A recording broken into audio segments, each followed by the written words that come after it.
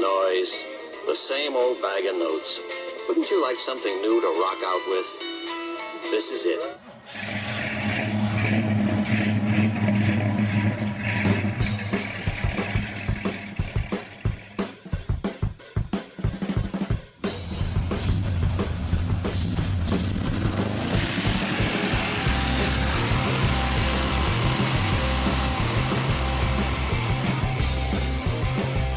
See your Oldsmobile dealer. Oh, hi. Well, here we are back again, DrJay Studio, with a guy just came back up north from down south. Mobile, Steven Minore, Kazian Performance, Steve, Rocket Report, Steve. What's up, buddy? Here we are again. It's cold up here, man. Oh, my God. You know, Stevie, as we said in our last episode of Rocket Radio, was heading down south as up in the old CT 203. We were about to get pummeled by a foot and a half of snow. Yeah, but I heard it was a dud. It was a total dud. And Stevie went down to the NHRA for Sunday at Gainesville Raceway. Gator Nationals, baby. Yeah. Let's hear it. It was awesome, man. You know, it was my first time at the track there. You never been to Gainesville? Never been to Gainesville. Wow. Got many opportunities to go. My parents go. My uncle goes every year. I have a friend, Jay, in Long Island that goes every year. It's kind of like a family thing. So it was cool. It was like a last-minute thing. I decided to fly into Jacksonville, meet my buddy Jay, rode in with him. Muscle J. He's an old... Yeah. Yeah. Yeah, I know Muscle what Jay. you're talking about. That boy's a Clean and monster. jerk, baby. Well, that's a whole different story. We won't talk about that. It's all right, Jay. We love you. So who'd you meet up with? Any legends down there? You So, know, the you know- NHRA family? What do you got? You know, I obviously went over to see Jason Line because he kind of invited me, and he had a little debacle the night before, so he wasn't able to get me tickets for that. I heard particular about day. that. He had some personal family emergency going on. But Yeah. we're not going to talk about that. It's not It's our all business. good. It's all good. Everything's fine. Yep. But I had a chance to really talk with him a little bit. I'm in the process right now of acquiring possibly an old Oldsmobile stocker race car for the collection in Florida, and that's actually happening tomorrow. Oh, I'm the going- collection in Florida. See, that's something we didn't touch on Yeah. pilot episode 1. Yeah, We're still keeping big. a couple names anonymous at this point. Yep. Yeah. Yeah, we absolutely. can't name drop yet. No, but There's we can. something big going on. I can give you, little tidbits, and I can tell you what we're doing. And Tell us about what's the collection. We don't need to name drop, but what's the plan here? the plan on the collection is basically some of the best unrestored, restored, convertible hardtop 70 to 72 W30s on Earth. I think eventually one day the long-term plan is that I would be the executor or the what's the word I'm looking for? Curator. Curator of that whole Rotate program. that microphone down for me. Well, these people Yeah. need to hear your beautiful voice. Well, Rotate that down towards your what am I mouth. supposed to do? There you go. Like that? Yeah, now we Okay. can hear you. All right. See, all right. see, I'm the technical guy. He knows. Yeah, I can tell by the size of it. Yeah, that's what she said. Okay, so the curator thing. Yeah, that's a little off. It's not something that's going to happen. It's going to happen in the near future. Yeah. Is it going to be 2 years? Is it going to be 5 years? It's not going to be 6 months. It's not going to be a year. I can tell you that. But it's definitely something that's getting worked on. There's going to be a museum, Oldsmobile only. And what part of the South are we talking about here? Just Just to give little tidbits so maybe people can connect the dots. It's going to be in Miami. Miami. Legitimately, everybody that knows me in that world knows who I'm talking about, and this has been talked about for a long period of time, and we've been just acquiring cars to assemble in this museum it's just going to be Oldsmobile only and Wow. W30 pretty much only. I mean, we have a 66 W30 that we acquired last year at Indy. Probably one of the best ones in the world. Restored. Perfect. No kidding. Yeah. Wow. One of 54. You know, I'm happy you said that 1 of 54 thing, because something I want to talk about when we get down to Steve's Tech Talk Right. is that whole 1 of 1 world. Yeah. We're going to get into that because I want to call BS on a lot of that, and I want you to break that down for me of really what can people say as a 1 of 1, but Yeah. a 1 of 5 or a 1 of 25 with a color, and Sure. it had a black heater button or something stupid. We're going to talk about that later in Steve's Right. Tech Talk for sure. But Right. back to the Good. Gators. The Gators was good. I mean, the weather was perfect. I got a lot of sun. As Force you could blew see. up again. Force blew up again, and then there was another double blow up at the end. Yeah. It just that track is pretty cool. It's not Englishtown. No. But Well, rest in peace, Englishtown. yeah, I know. What We a won't shame. talk about that. No. Maybe a future Yeah, episode. down the road a little We'll bit. have some, After we'll we have some Englishtown stories. after I acquire this stalker, maybe we can talk about that. Oh. Anyway, you know, the layout is pretty cool. It's kind of a long walk though from the pits all the way over to the other side. You know, almost like an Englishtown walk. Like It a really split is. You got to pro walk stock to all the this way side, around to yeah. the back of the track and go around, and you come up into the bleachers, and it's a little bit So smaller they split it scale. up like Englishtown. Pro Yeah, it's a stocks and smaller everything, scale. Yeah, There's nothing the like pro Englishtown. mods and things are way in the back. Make me sad talking about Englishtown. Yeah, My sorry. first pass ever was down Englishtown. Oof. Boy, was it mine? Yeah, that was a long time ago for me. But we won't get into that. I had a 91 Calais International. No, 81. No, Jesus Christ. 89 I'm glad you Calais said. I'm glad you said. International. I'm glad you said Jesus Christ on Jesus this Christ. holiday weekend. Yeah, I know. It's the least I could do. Don't you blaspheme in here, Stevie. So, you know, I think that was the first time I raced. I'm just trying to remember. I had that was the first my car. first race car. Did like 17 seconds. My What a slug. 1974. You all know I'm the Oh. Mopar guy. 74 Dodge Dart Sport that Oh. everyone mistakes as a Duster, but it's a Dodge. I didn't know you then. Was that the blue one? That was the blue one. Yeah. See, I knew you had that car because Emilio told me about it. Oh yeah. And it There's was that like, name again, Yeah. Emilio. I called him tonight. We were gonna get him down here because I have a new Yeah. segment, and maybe episode 3 or episode 4. We're getting Uncle Fester in here. Yeah, so you laugh about that because I want to do something called Street Stories with Steve. Oh, yeah, that's And Emilio, he has to be here for that one. yeah, he was Yeah. There's a lot of players that could be here for that. Well, we'll have to do it. Rocket Radio, the Street Stories with Yeah, Steve. You know, absolutely. we talked about Emilio, and we talked about your buddy Exxon John, and Yep. Frank down on State Street. And Oh, yeah, the Frank, street scene down Barbero, here. Kevin, you know, all them Kevin. guys. There's that name again. Yeah, you're gonna hear the same names, we're but gonna they're gonna follow have a up a lot lot of on different this. stories. But go back to Gainesville pretty Yes. quick. It was a good program. It really was. And I haven't been to an NHRA event in a while. Mhm. You know, I really haven't. Yeah, So, I haven't done Englishtown in probably 2-3 years. So it's probably that for me as well. But you know, I went to Epping. I went to the inaugural up there. amazing what they did up That there. was pretty cool. Yeah. It's still congested though. It's really tight up there. It's all right. But it's good. Jason gave me the open door if I wanted to see if I can get up there. your He would buddy be Jason able to Line see now. me. You can call him your Yeah. buddy now. Yeah, he tunes 4 cars, man.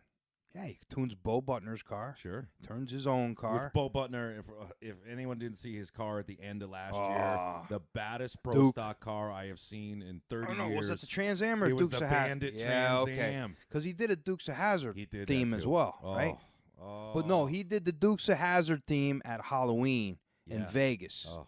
Then the last car I didn't know he did- was doing a bow, so that's my bad. Yeah, so he's tuning Bo, he's tuning Anderson, and then there's another car. I see the name. It's a black car. It's got like a CE on the hood. Silkman?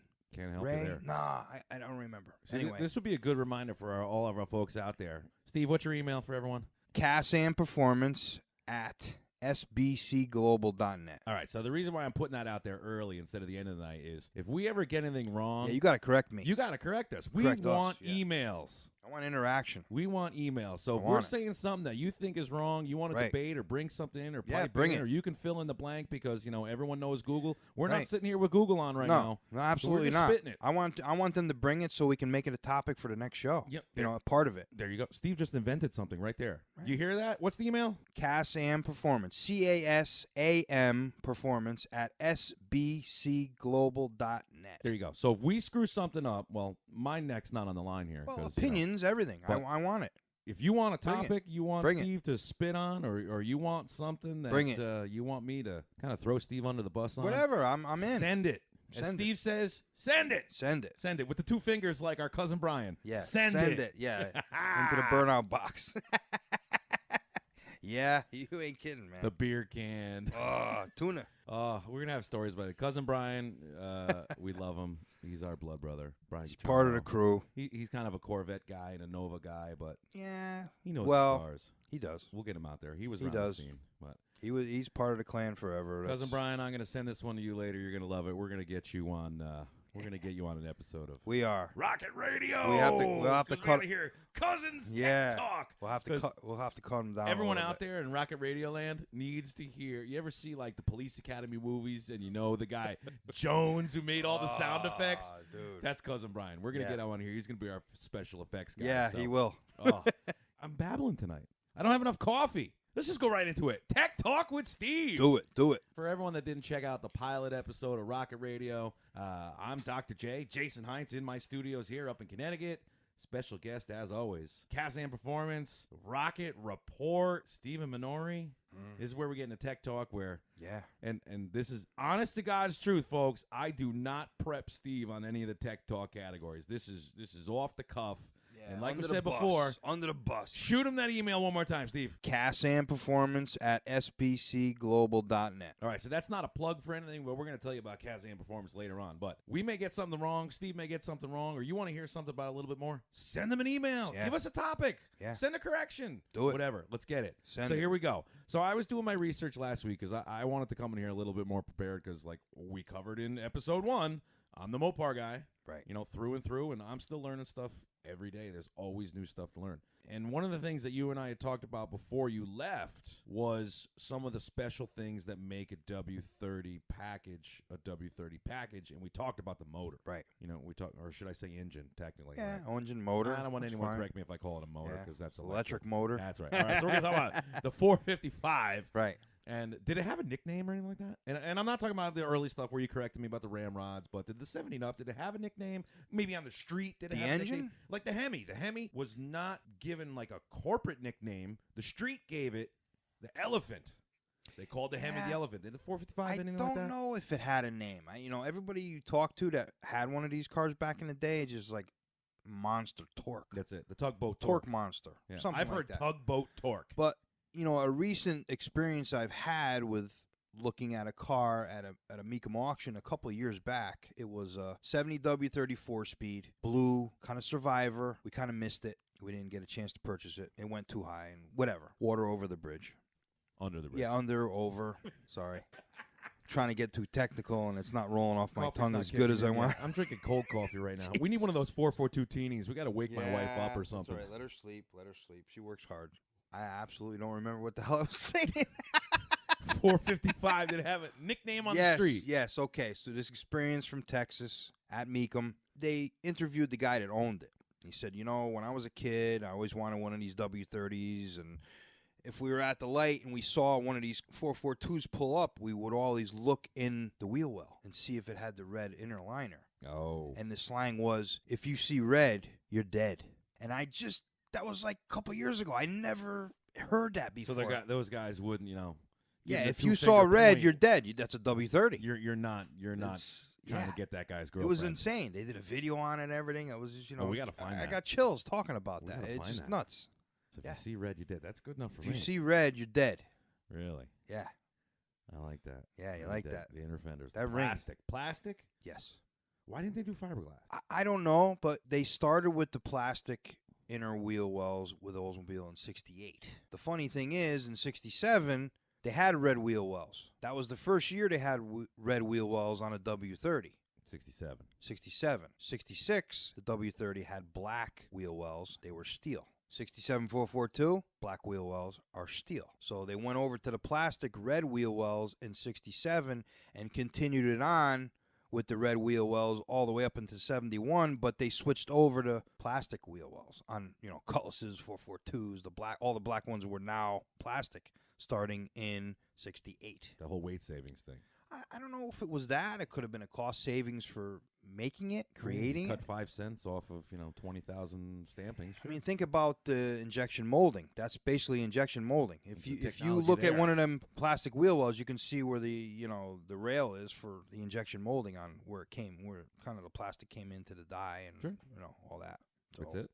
That's all I got That's boring. right now. You're boring tonight. I'm trying. I'm going to man. wake you up. I'm trying. All right, so the audience. What else you want? I'm going to wake Steve up tonight. I'm ready. In all the circles, there's unicorn car. You know, we talked about this before, and I hate saying we talked about this before, but we talked about this before. Right. In every manufacturer, there's that car, one of 5 in this color, that trim, this motor, that tranny. And remember what I said last time where you could swear on Rocket Radio? Right. I call bullshit. Absolute bullshit. Now, as far as I'm concerned, one of 5 convertible stick, I could see that. Where I'm going with this is in the Oldsmobile world, is there a way that they could truly document production numbers deeper than tranny combination? Tell him what I'm doing.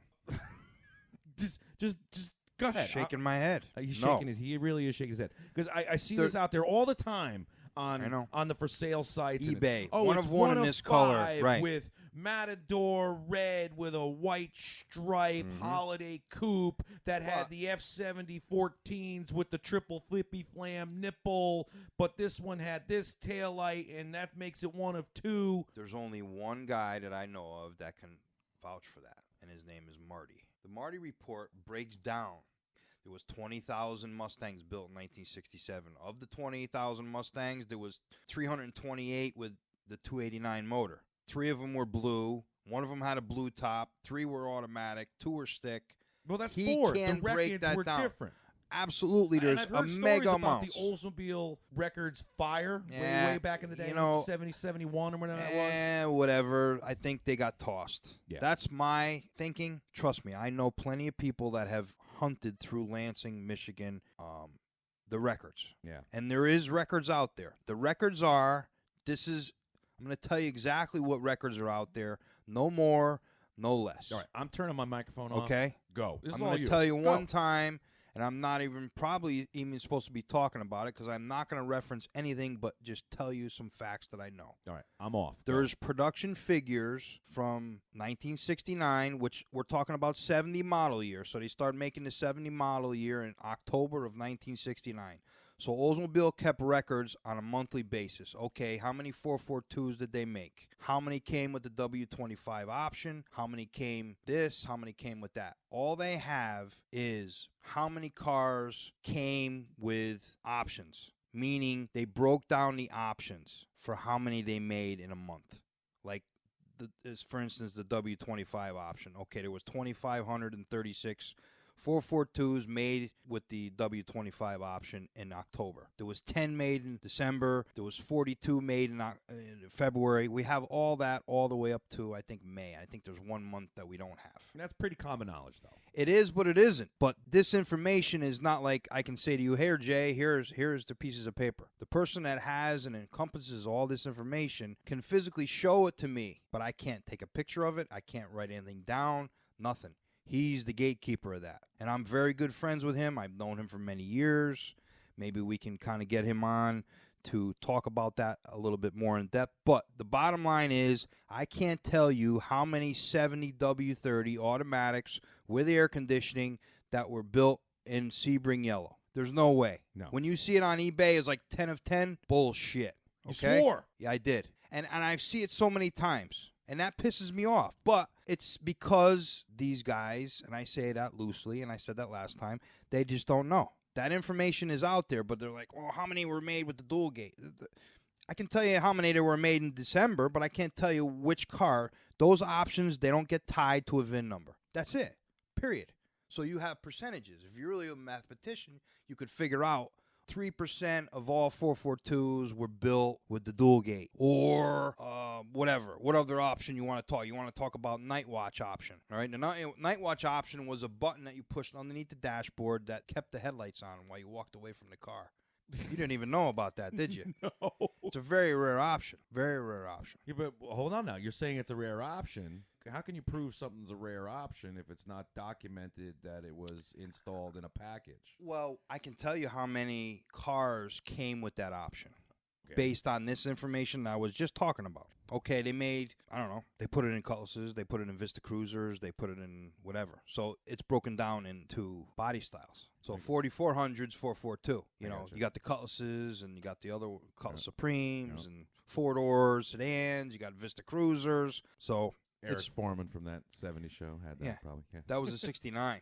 Oh, it was? The I love 70s that. show? Yeah, oh, I love that. 69. The coolest sunroof route I've ever seen. It's awesome. So I got Steve mad. I'm very happy I fired Well, you. it's not mad. It's just, when I see claims like that and people are like, well, I saw that on the internet, 1 of 10. It's a number that somebody pulled out of the air. That's it. And when you see it most is like, I was going over to with a 71 W30 guru.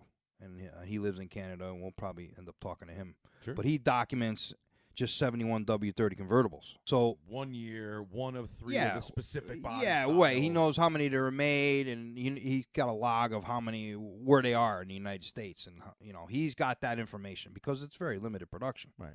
I think it's 71 W30 convertible 4-speeds. There was only like 33.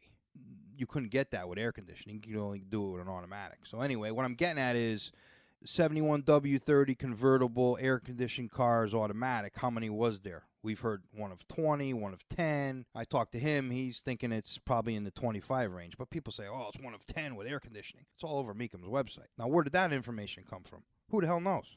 I have no idea, but I don't think it's accurate. It's not on based paper. on when I talked to him. It's nothing that's on paper. It's no corpo paper. No, nothing. it's not like it's an Oldsmobile document printed in 1971 at the end of the production to say, oh, wow, we only did this. This is someone that's going on eBay, looked at 200 cars, and saw that 5 of them had that option. Right. So he's like, oh, yeah, mine's one of those. It's 1 of 5. There's no way you can do that. Even with these percentages that I was talking about with this 70 list of production based on model monthly, you can put percentages on it. You can play with the numbers all the way you want, but you're never going to tie it to a VIN. You're never going to tie it to a VIN number. Possible. You're not. It's a good reference. It really is. And like I said, we got to have this guy on. I've known him for a long period of time, and he could probably divulge and talk about it in more detail that he's comfortable with. Cool. Well, so you know what? That sets me up for what I want to talk about. Where, we got off a tangent, but went on an awesome tangent. There's so many tangents. Because where I was going with that was the term that's thrown around. We've seen it on Gas Monkey and a bunch of other shows, and it's in every manufacturer. The Mustang, like the GT 500 KR back in the day, that's right. One of these. Right. The 71 Hemi Cuda convertible 4-speed Dana track pack car, that's right. One of these. Right.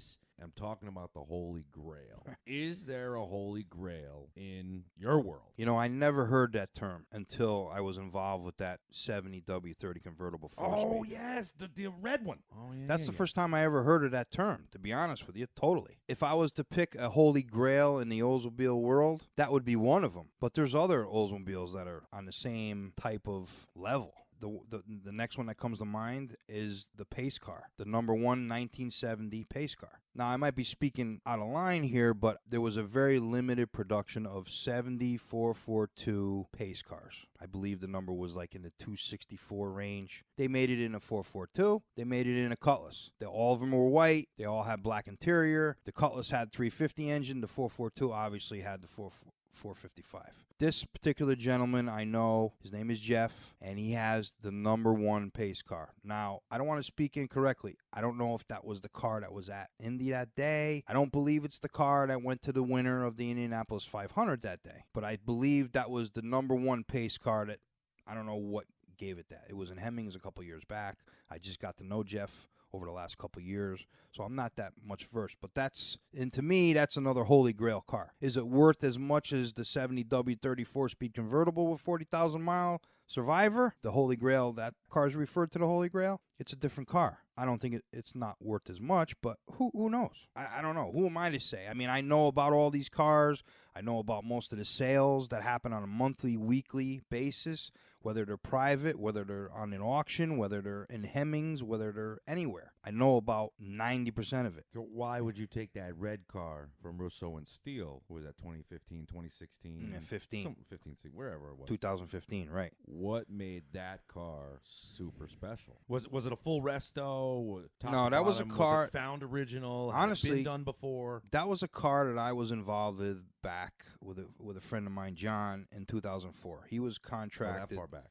Yeah. He was contracted to take that car and get it running, to be totally blow you away. Guess who worked on that car? Scene. He worked on that car. A lot of people had their hands in it, but my kids were sitting in that car. I took probably 400 or 500 pictures of that car just because it had all the original stripes on it. So when you got it, it was semi-untouched. Yeah. So Yeah, no the car one had came ever- from Michigan, then it went to another guy, then it went to another guy. It left Connecticut. I don't know where it went after that, but in 2015, Stefano Bimbi out of Chicago contacted me and said, I understand you worked on this car. You were involved some way, somehow with this thing. I've been reading about you online, and I see, you know your stuff, and I'd like to have you come out here and authenticate the car. Have you ever done that before? I said, no. He goes, well, I think you should start doing that. I think you should start putting all these cars in the database, keeping track of it. And I said to him, I already kind of do that on every Oldsmobile that I work on. Because he didn't really know who I was, what my MO was. I had no idea who he was. You know, he runs Nicky Performance out there in Chicago. That's kind of like a Yanko type thing where they do their own modifications.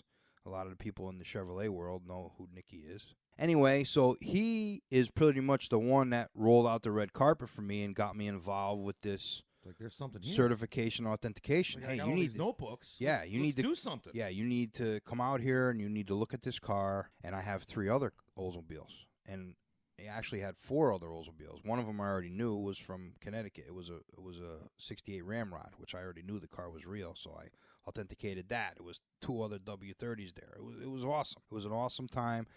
And he arranged for me to come out to Russo and Steel in 2016, was it? Or no, 2000, I don't remember. 15 But or anyway, 16. 15, 16, it was in January. He gave me the opportunity to speak on behalf of the car. On stage. On stage. Yeah. That doesn't happen. I mean, there was No, only that a handful does of... not happen. No, it was only a handful of guys ever that had the opportunity with Drew, who runs Russo and Steel, to say, hey, here's Steve Minore, the guru, and, you know, that was, like, early on, and I'm all embarrassed, and I'm like, you know, whatever, you know. And I still am like that. I was very humbled at that time. I still am humbled about this whole situation. So they gave me an opportunity. I did, like, a 30-second spoof on the car, and, you know, we'll have to cue it up someday or We'll have whatever. to dig that up. Yeah, Yeah. I think I have it somewhere. Well, we but have anyway, the luxury on Rocket Radio with using the YouTube That's right. platform. right. We could put up some video clips while we're doing this. We're gonna have to search for that. Yeah, it's there. So anyway, I did that, and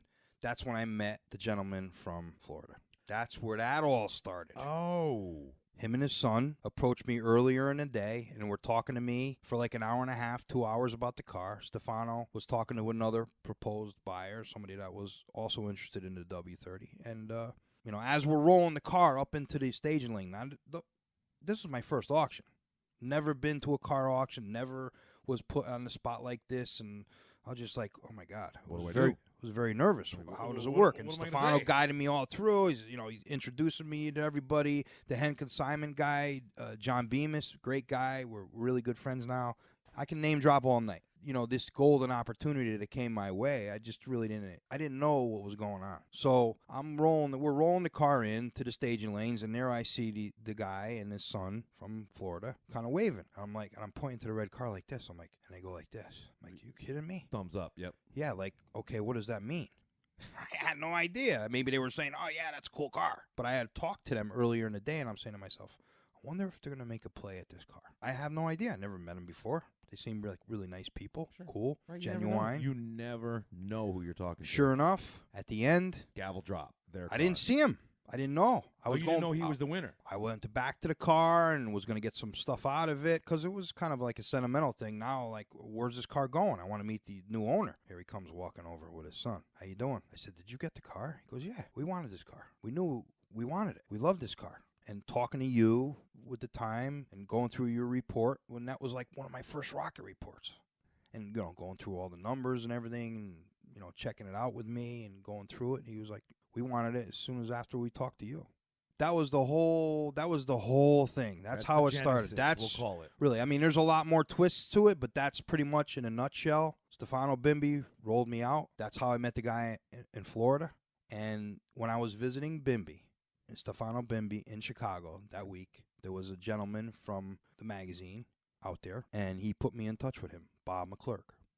He says, we had pizza together, Chicago pizza. I never had that thick pan pizza shit. We won't talk about I'm sorry, I had to say that. You'll say- Sorry, Stefano. Listen, we're I do 4 love miles it. away from I do the love pizza it. capital of the world, You're in right. New Haven. But so. I tell you what, that freaking pizza was good. Oh, but I just had to say shit. Don't you blaspheme in this house saying that that's good pizza. Anyway, But, it was different. It was very filling. I only had like 2 pieces. All I'm right. I'm done. I'm getting a nosebleed just thinking about Jesus Chicago Christ. pizza. Anyway, Stefano says, hey, you should talk to Steve.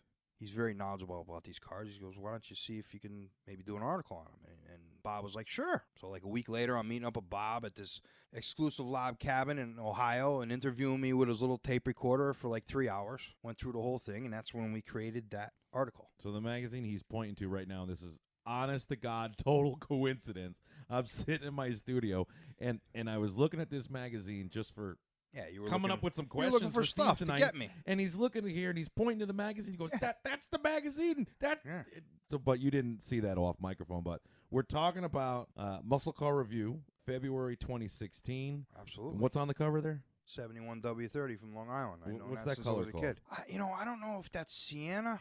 It's I'm not going to call orange. it orange and white.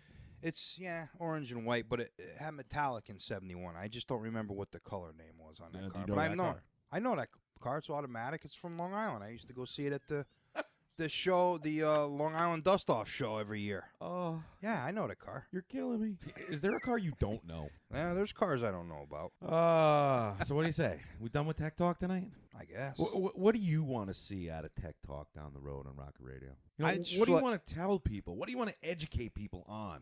I mean, what's out there that's, I use this, when you and I talk off tape, I always keep saying, is that common knowledge? Should I talk about this with you? What's really out there in the Rocket Report that you do that you would consider not common knowledge? That, you have Google warriors out there. We're going to get deeper and deeper, Rocket, with the Rocket Report. What is not common knowledge?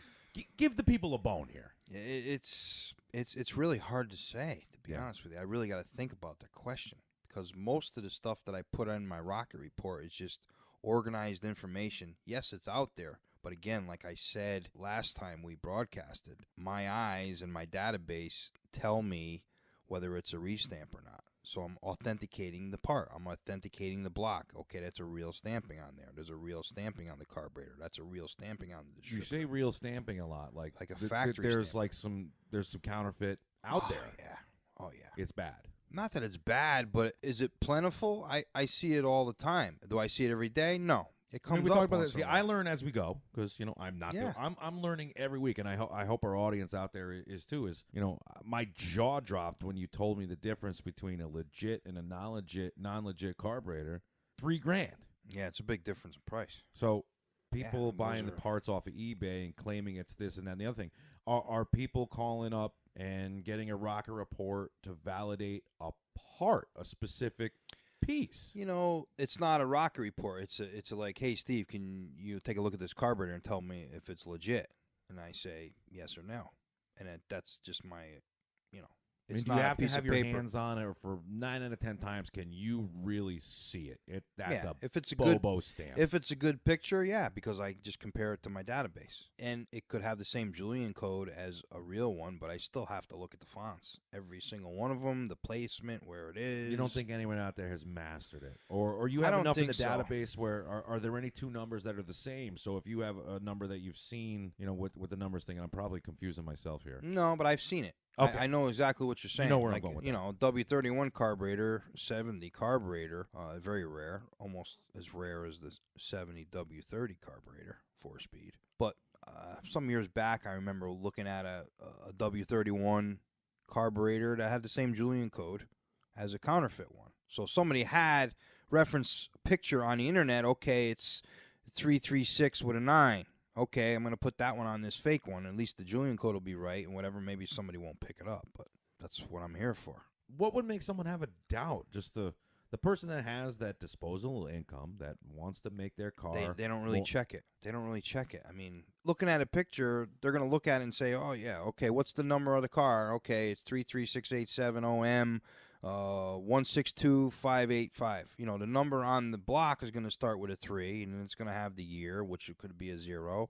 And then if it's a Lansing built car, it's going to have an M, and then the last 6 digits of the VIN. And if that matches the VIN and it's on the block, that's cool. But Can you tell me if it's a real stamping on the block? Are those the broach marks that are supposed to be there or whatever?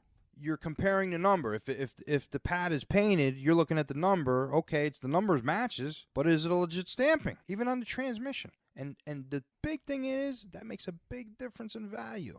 Oh, I can imagine. Difference. Oh, absolutely. Absolutely. Well, those are the big three, right? Body to motor to trans. And I always get challenged. Like, what do I need you for? What do I need you for? I know it's numbers matching. This one's all the Google. Well, it's 25 Google Warriors. Or it's like, oh, I've had this car for 25 years. There's nothing on this car that's. Oh yeah. You know how many times I hear that? You know how many times I go and look at the car and it's like, that's not a real carburetor. Well, how could it be? I've had this car since high school. Right, but they were restamping carburetors back then. And an easy way to tell, I'm going to tell you right now, and this is something that you probably... This is the carrot? We're looking... Yeah, this is the carrot. Okay? If you're looking at a carburetor, okay, and you're looking at a 70 W30 carburetor or whatever, and it's got a dot before the 7 and then after the last digit of the carburetor number stamped on the passenger side, all you Oldsmobile guys know what I'm talking about, okay? That's a restamp. Done by whom? I don't want to say, but I know who was making them back then. Oh, so this It was a vendor. They said they were doing them. That's fine. People were buying them, put them on cars. This is a known restamp bandit in your but in your not circle. a lot of guys may know that with the dot in the front and the back, and then the Julian code directly underneath it. No pick code or nothing like that. They were just stamping it nice and straight with the Julian code underneath it. So that's your little carrot. Obviously, there's no pictures to back this up, but if you're looking at it, 7040256, and before the 7 on the left, and right in the middle of the line, you see a bonk, like a period, not on the bottom, but in the middle of the 7, off to the left. Boom. This is pretty specific. Yeah. And this is known. This is really small circle. Yeah. Known. I want to hear from anybody that's knows about this, or maybe they won't know. Maybe they don't know about it. But if you have a carburetor with this dot in the front and the back of it, you need to email me. I want to see it, and I can tell you what you got. What's the email? It's a restamp. Okay, email. CASAM performance at sbcglobal.net. See, I've been plugging that all night, right? And I really Send me didn't an know email. that we were going to go here. Send it. This is the legit. Not even just the plug call for your right. for your email. This is like legit. You want to build this to protect people out there. And I'm not going to charge you. I'll tell you if your carburetor is real or not for no charge. That's it. Not that it's a big deal, but maybe I'll get a rocket report out of it, or maybe I can add another rare W30 to the database. Make a friend. Whatever. Yeah. It's the passion. It's not. Everybody thinks it's about the money. Oh my God, you're getting 1,000, you're getting 2,000 for those reports. Whatever. That's my own business. It's my time. I want to get paid for my time, away from my family. You know what I mean? That's just like anybody else's job. Everything has value. Your time is worth whatever you think it's worth. And if you're doing something for nothing and you're away from your family, you're traveling or doing anything, then I don't know. You're not giving your family this is not whatever. Your Daddy Warbucks retirement. I just plan ran out of words here. there. I'm sorry, No, but you're not that you're neglecting your family, but that's time you could be spending with your family. Absolutely. Or friends, or doing something around the house or whatever. Look, I love going on trips and I love authenticating Oldsmobiles, but if I'm traveling all over the place and I'm doing it every weekend and I'm not getting paid, what the hell? I'll just stay home and spend it with people I love. And take Christmas decorations off the roof of your house. Yeah, boy. Yeah, I know what you're getting at. All right, so Rocket Radio is on YouTube. It's at DrJay0. That's DrJay with a number 0. And if you want to scroll down before we create, the Rocket Radio channel, we're parking this on my personal YouTube page. And if you want to scroll down and see something really, really There's funny, a lot of stuff on there. Yeah, no, there really is. I am the king of the pranks. I have yet to be dethroned. And one of the greatest pranks, not even because it was mine, of all time, was the Christmas gag sequel at Steve's. Yeah. Check it out on the YouTube page. You got to check that one out. DrJay, just the number 0. Oh, we're gonna get it. You guys will laugh. And Stevie's been telling me now for I think 2 years. It's 2 years. Just wait. I'll get you. Yeah, I'm still waiting. But and you're waiting. Sooner or later, it'll come. It'll come? Yeah. You know what's coming right now? The Burnout Box, baby! Come on. He just so while I'm hooting and hollering about the burnout, Stevie had a quick evacuation, and he found the one leftover Cinnabon that my wife made. And Nom nom nom. Nom nom nom. If anyone ever wants to send me a gift, coffee related always works. You can email me at DrJay0, DrJay, just the number 0 at yahoo.com, or always email Steve at Casam Performance at sbcglobal.net. Man. That's right, because we want to hear about that last thing that we had talked about. If you have one of those carburetors that Stevie talks about, email him, send some pictures, Show me some dots. Show me some dots. Show me the dots. So here we are, the Burnout Box, and if hopefully everyone checked out episode 1. If you haven't yet, go back and listen to episode 1. The Burnout Box is something I'm putting together, totally non-car related. It may be, it may not be. This is just stuff I'm just throwing out: a person, a place, a thing, a name, a vibe. I don't care. And this is just be quick. I'm ready. But it never ends up being quick answers. No. So you knew that. It could be anything. So here we go. You good? All right, here we go. You ready? I'm ready, And I'm the ready. first one is favorite car movie. The first one that came to mind was Demolition Man. Of course, we all know why. 70W30. That's right. Sylvester Stallone. Oh. The best scene is when it comes out of the ground and Sandra Bullock describes it perfectly. She goes, That's a 19, yeah. I may have to inject a. You know what? I'm gonna pause real quick. Yeah, we got to get it in there. When I put this piece together, I'm gonna put that sound clip in right here. Now that's a thing of beauty. Honestly, do you know what this is? A 1970 Oldsmobile 442 with a 455 cubic inch engine, radial tires, and bucket seats. I'm impressed. See what I mean? She got it perfect.